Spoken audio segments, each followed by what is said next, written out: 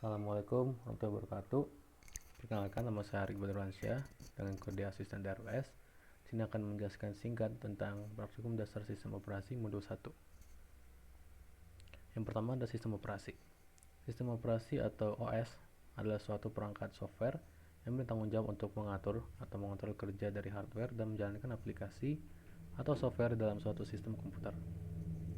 Ada juga fungsi-fungsi dari sistem operasi, yaitu 1. Menjalankan operasi dasar, 2. Mengatur kerja hardware dan software, 3. Sebagai wadah program atau aplikasi, 4. Sebagai tempat menyajikan tampilan, 5. Mengkoordinasi kerja perangkat komputer, 6. Mengoptimalkan fungsi perangkat komputer, 7. Mengawasi dan melindungi jalannya suatu fungsi program pada komputer.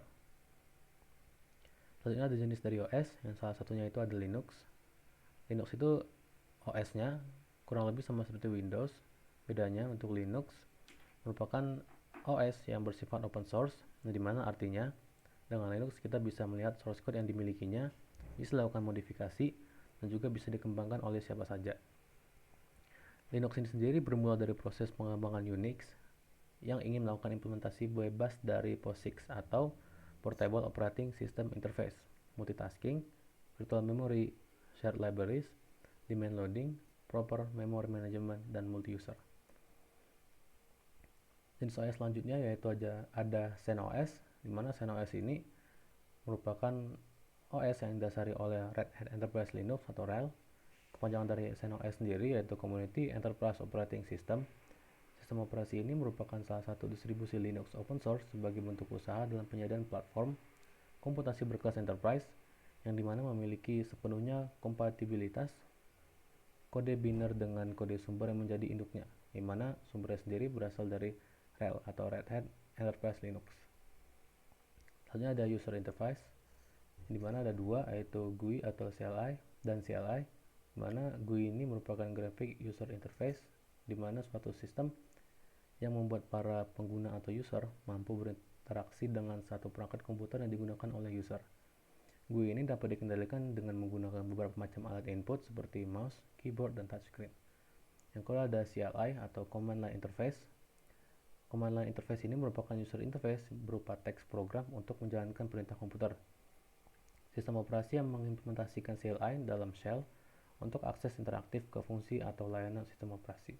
Jadi untuk bedanya GUI dan CLI, untuk GUI ini berbasis grafik atau display, sedangkan CLI harus menginput teks program atau sintaks untuk menjalankan perintah di komputernya.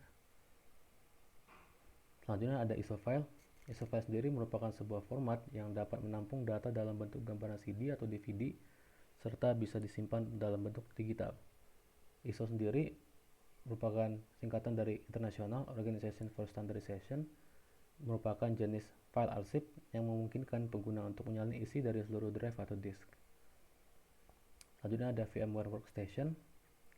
VMware Workstation ini merupakan suatu perangkat software yang dimana menciptakan atau mensimulasikan PC baru yang disebut mesin virtual. Hardware yang terdapat di dalam mesin virtual sama seperti perangkat keras yang dipakai pada PC. Misalnya CPU, RAM, hard disk, keyboard, mouse, CD atau DVD-ROM, dan juga sound card.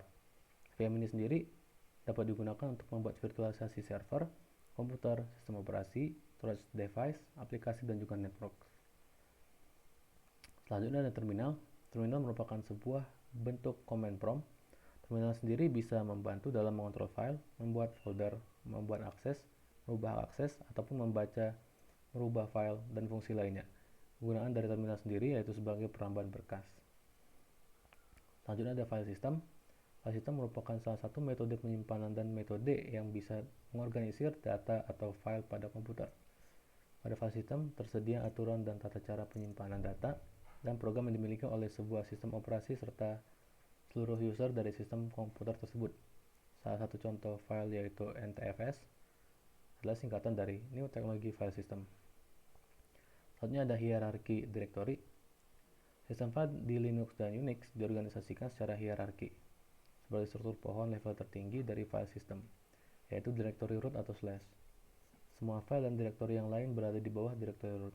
Jadi kalau misalnya kita mau mengakses suatu folder di directory yang berbeda, Ya, kita harus mengaksesnya melewati direktori dulu karena itu merupakan direktori yang paling tinggi. Mungkin sekian untuk penjelasan dari teori modul 1. Sekian, terima kasih.